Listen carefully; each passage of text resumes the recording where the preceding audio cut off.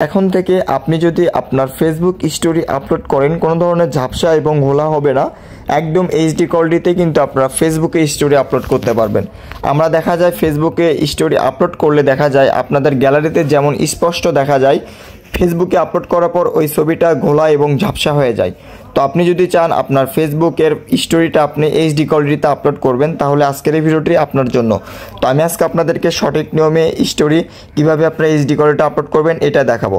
তো এটা করার জন্য ফার্স্টে আপনাদের যে কাজটি করতে হবে, আপনাদের মোবাইলের মেসেঞ্জার অ্যাপটিতে আসতে হবে। মেসেঞ্জার অ্যাপটিতে আসার পর আপনাদের সামনে জাস্ট এরকম চলে আসবে আপনাদের সামনে। তারপর আপনারা যেটা করবেন, যে কোনো একটি মেসেঞ্জার আপনার ফ্রেন্ড অথবা যে কারো একটি মেসেঞ্জার অ্যাপ আপনারা এখান থেকে সিলেক্ট করবেন। যেমন ধরুন আমি আমার নিজেরটাই নিলাম, নেওয়ার পর আমি যদি স্টোরি দিয়ে এখন মেসেঞ্জারে আসলাম, আসার পর এখান থেকে জাস্ট আপনার ফটোসে ক্লিক করব। ফটোসে ক্লিক করার পর এখান থেকে যে কোনো একটি ছবি অ্যাড করব।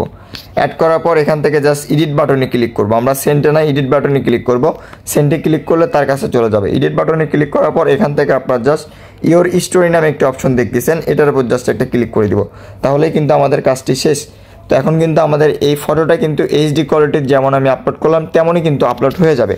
তো এখন আমি যদি জাস্ট আপনাদের ফেসবুকে চলে আসি, তো আসার পর এখান থেকে আপনারা দেখতে পারবেন আমার ফেসবুকে কিন্তু এটা অটোমেটিক এটা স্টোরি অলরেডি আপলোড হয়ে গেছে প্রায়।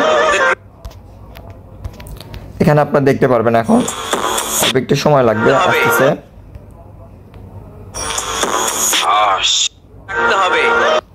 এখানে আমাদের এটা কিন্তু এখন আপলোড হচ্ছে, দেখতে পাচ্ছেন এটা কিন্তু আর কি লোডিং নিচ্ছে। তো আপনারা চাইলে কিন্তু এভাবে কিন্তু স্টোরি আপলোড করতে পারেন। এভাবে স্টোরি আপলোড করলে হবে কি, আপনাদের ছবিটা কোনোভাবেই কিন্তু মানে ফাটবে না, সেক্ষেত্রে আপনাদের দেখতে কিন্তু অনেক সুন্দর লাগবে। তো আপনারা চাইলে কিন্তু এই কাজটি করতে পারেন। দেখতে পাচ্ছেন অ্যাড টু ইয়ার স্টোরি, এখন কিন্তু আমার এটা স্টোরিটা অলরেডি হয়েই গেছে।